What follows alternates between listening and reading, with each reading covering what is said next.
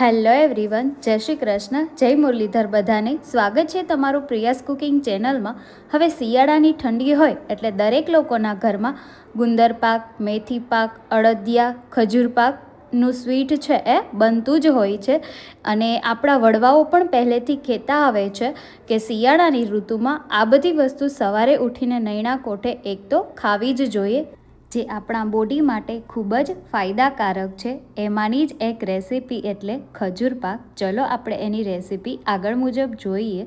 હવે કોઈને અડદિયા, મેથી પાક અથવા ગુંદર પાક છે એ તો ન ભાવતો હોય, પરંતુ કોઈને ખજૂર પાક ન ભાવતો હોય એવું તો ક્યારેય બને જ નહીં. ખજૂર પાક ઓલમોસ્ટ બધાનું ફેવરિટ હોય છે. તો એને કેવી રીતે બનાવવું, ચલો આપણે એની રેસીપી આગળ મુજબ જોઈ લઈએ. તો હજુ સુધી તમે મારા વિડીયોને લાઇક ન કર્યું હોય તો એક લાઇક કરી દો, અને ચેનલ પર પહેલીવાર હોય તો લાઇક અને સબસ્ક્રાઈબ કરી દો. સાથે સાથે ચેનલની વિઝિટ એક વખત અવશ્ય કરજો અને બેલ આઇકોન જરૂરથી દબાવજો, જેથી આવનારી દરેક નોટિફિકેશન તમને તુરંત જ મળતી રહે. ખજૂર પાક બનાવવા માટે મેં અહીંયા એક વાટકો મામરા બદામ લીધી છે. તમે એની જગ્યાએ સાદી બદામ પણ લઈ શકો. એક વાટકો કાજુ અને 18થી 20 નંગ જેટલા પિસ્તા લીધા છે. અને અહીંયા મેં 1.25 કિલો જેટલો છે, એટલે 1 કિલામાં ઓછો એટલો એકદમ પોચો ખજૂર લીધો છે. હવે સૌથી પહેલાં આપણે જે ડ્રાયફ્રૂટ્સ લીધા છે એને ઘીમાં તળી લઈએ. તો એના માટે મેં અહીંયા એક નાનો ચમચો જેટલું છે એ ઘી લીધેલું છે. ઘી ગરમ થઈ જાય ત્યારબાદ એમાં કાજુ ઉમેરી દઈશું. ગેસની ફ્લેમ એકદમ મીડિયમ રાખવાની છે અને એમાં આપણે કાજુ છે એ ફ્રાય કરી લઈશું. એટલે આ રીતે થોડા એવા ગોલ્ડન બ્રાઉન જેવો એનો કલર બદલે એટલે આપણે કાજુને અલગ લઈ લઈશું. ત્યારબાદ જે પિસ્તા છે એને આપણે ઉમેરી અને એને તળી લઈએ. પિસ્તાને પણ આપણે આ રીતે તળાઈ જાય એટલે ફરી એક એને અલગ બાઉલમાં લઈ લઈશું. ત્યારબાદ મામરા બદામ જે છે એને આપણે ઘીમાં તળી લેશું. એટલે એ પણ આ રીતે, કારણ કે ડ્રાયફ્રૂટ્સ તળતા વાર બિલકુલ પણ નથી લાગતી, ઝટપટ એ તળાઈ જશે. તો આ રીતે બદામ પણ તળાઈ ગઈ છે, એને એક અલગ વાટકામાં લઈ લઈએ.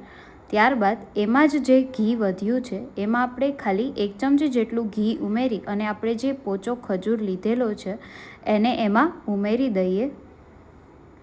મેં ખજૂરમાંથી એની ઉપરની જે ડીટલીઓ અને ઠળિયા હતા એને અલગ કરી દીધેલા હતા.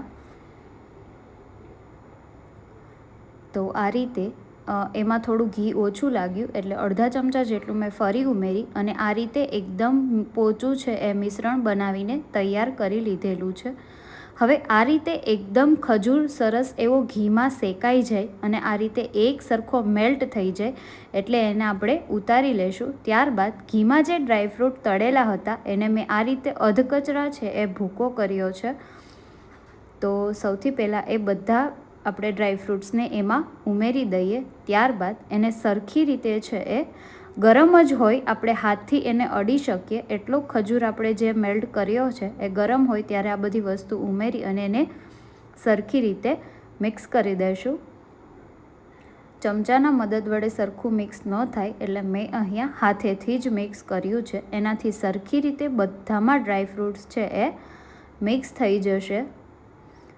ત્યારબાદ આ રીતે તૈયાર થઈ જાય એટલે તમે જે માપ સાઇઝમાં એમાંથી લાડુ બનાવવા ઈચ્છતા હોય એ માપ સાઇઝના તમે એમાંથી નાના નાના બોલ્સ બનાવી શકો છો, અથવા તમારે એની જો ઢેફલી પાડવી હોય અથવા એના તમે એને જે પણ શેપ આપવા ઈચ્છતા હોય એ શેપમાં તમે એને બનાવી શકો છો. મેં અહીંયા નાના નાના બોલ્સનો શેપ આપ્યો છે જે ખાવામાં દરેકને મજા આવે. તો આ રીતે સરસ એવો ખજૂર પાક બનીને તૈયાર છે, જે શિયાળામાં દરેક લોકોના ઘરમાં અવશ્ય બનતો હશે. તો તમને આ ખજૂર પાકની રેસીપી કેવી લાગી મને કમેન્ટ અવશ્ય કરજો. અને આ લાડુ છે એ બની જાય ત્યારે એને ખસખસના બીમાં આ રીતે રગદોળી દેશું, જે એ પણ ખાવામાં ખૂબ જ સરસ લાગે છે. હવે બની ગયેલા ખજૂર પાક એકદમ ઠંડો થઈ જાય એટલે તમે એને બીજા દિવસે ડબ્બામાં સ્ટોર કરીને રાખી દો અને સવારે ઉઠીને દરરોજનો એક લાડવો ખાવો અવશ્ય છે, જે ખૂબ જ આપણા દરેક લોકોના બોડી માટે અને સેહત માટે ખૂબ જ ફાયદાકારક પણ છે અને પ્રોટીનથી પણ ભરપૂર છે. તો તમને આ ખજૂર પાકની રેસીપી કેવી લાગી પ્લીઝ મને કમેન્ટ કરજો. તમે મારો વિડીયો ક્યાં ગામ, શહેર કે મેગા સિટીમાંથી જુઓ છો એ પણ કમેન્ટ કરજો અને તમારા ફ્રેન્ડ્સ અને ફેમિલી મેમ્બરમાં પણ શેર કરો જેથી એ પણ વધુને વધુ પરિચિત બને. Thank you for watching.